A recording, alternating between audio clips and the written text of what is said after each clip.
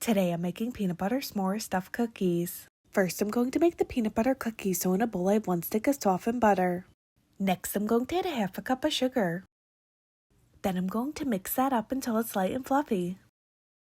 Next I'm going to add a half a cup of peanut butter. Then mix that up until it's combined. Next add 1 egg and 2 teaspoons of vanilla extract. Then mix that up. Next add a half a teaspoon of baking soda. Then add 1 1/4 cups of flour. Next mix that up until the cookie dough forms.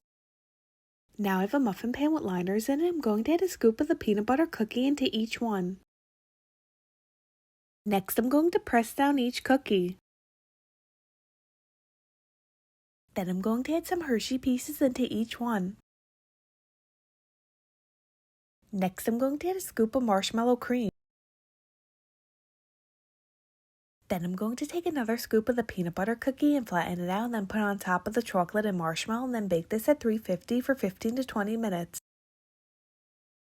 Here's an up close look at the peanut butter stuffed s'mores cookies.